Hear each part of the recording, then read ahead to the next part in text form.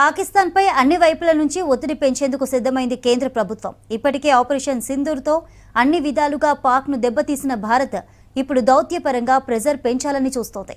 మధ్యాహ్నం 3:30కు పలు దేశాల ప్రతినిధులతో భేటీ కానున్నారు విదేశాంగ ఆఫీసర్లు. అందుబాటులో ఉన్న అన్ని దేశాల అంబాసిడర్లు, ముఖ్యమైన ఆఫీసర్లకు ఆపరేషన్ సింధూర్ వివరాలు తెలుపనున్నారు. ఉగ్రవాద నిర్మూలనలో తీసుకున్న చర్యలు, చోటు చేసుకున్న పరిణామాలపై వివరాలను అందించనున్నట్లుగా తెలుస్తోంది. వివిధ దేశాల ప్రతినిధులతో విదేశాంగ మంత్రి, ఫారెన్ సెక్రటరీ, పలువురు ఉన్నత అధికారులు భేటీ కానున్నట్లు తెలుస్తోంది. మరోవైపు విదేశాంగ పార్లమెంటరీ స్థాయి సంఘం సభ్యులకు కూడా వివరాలు ఇవ్వనుంది కేంద్రం.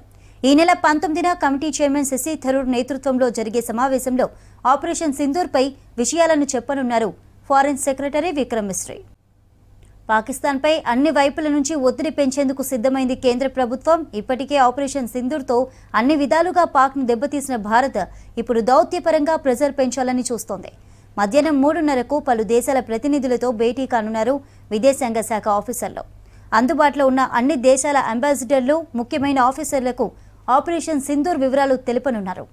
ఉగ్రవాద నిర్మూలనలో తీసుకున్న చర్యలు, చోటు చేసుకున్న పరిణామాలపై వివరాలు అందించనున్నట్లు తెలుస్తోంది. వివిధ దేశాల ప్రతినిధులతో విదేశాంగ మంత్రి, ఫారెన్ సెక్రటరీ, పలువురు ఉన్నత అధికారులు భేటీ కానున్నట్లు తెలుస్తోంది. మరోవైపు విదేశాంగ పార్లమెంటరీ స్థాయి సంఘం సభ్యులకు కూడా వివరాలు ఇవ్వనుంది కేంద్రం. ఈ నెల 19న కమిటీ చైర్మన్ శశి థరూర్ నేతృత్వంలో జరిగే సమావేశంలో ఆపరేషన్ సింధూర్పై విషయాలను చెప్పనున్నారు foreign secretary Vikram Misri. Right, దీనికి సంబంధించి అప్డేట్స్ తెలుసుకుందాం. శ్రీశైలం లైవ్లో ఉన్నారు. శ్రీశైలం, పాక్ను దోషిగా నిలబెట్టేందుకు భారత వ్యూహాలేంటి?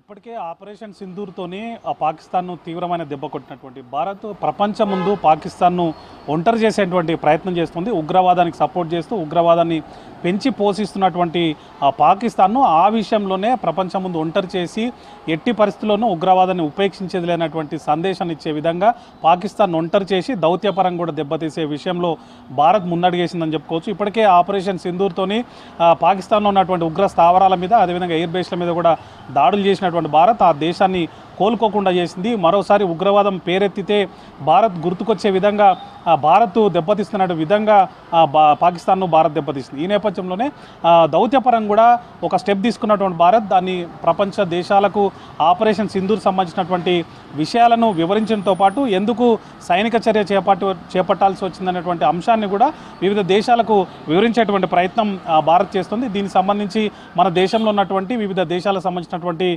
అంబాసిడర్లకు, అదేవిధంగా ఆ దేశానికి సంబంధించినటువంటి ఆఫీసర్లకి ఈ ఆపరేషన్ సింధూర్ సంబంధించినటువంటి అంశాలను వివరించనుంది. దీనికోసం విదేశాంగ శాఖ సన్నాహాలు చేస్తుంది.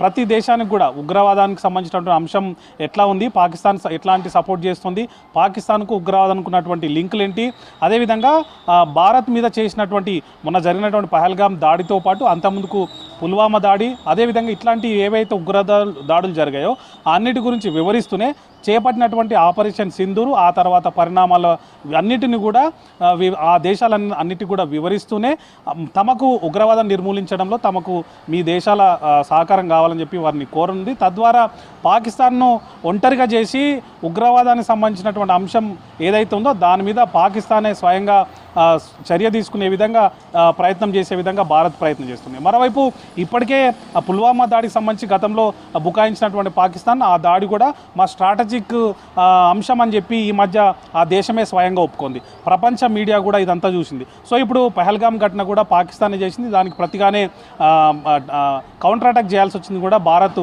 ప్రపంచం ముందు పెట్టింది. సో ఇట్లాంటి ఘటన నేపథ్యంలో మళ్ళొకసారి ఇప్పటికే ఆపరేషన్ సింధూర్తోని ఆ దేశాన్ని కొట్టినటువంటి భారత్ ప్రపంచ దేశాల ముందు కూడా పాక్ను దోషిగా నిలబెట్టేటువంటి ప్రయత్నం చేస్తుంది. దానిలో భాగంగానే ఆ దేశాలకు సంబంధించినటువంటి బ్రాండ్ అంబాసిడర్లందరికీ కూడా ఈ అంశానికి సంబంధించి వివరిస్తూనే వాళ్ళ మద్దతు కోరనుంది. తద్వారా పాకిస్తాన్ ఒంటరి చేసి ఉగ్రవాదాన్ని లేకుండా చేయాలనేటువంటి ఉద్దేశంతో పాకిస్తాన్కు బుద్ధి చెప్పేటువంటి ప్రయత్నంతో భారత్ ఈ విధంగా ముందడుగేసిందని చెప్పుకోవచ్చు.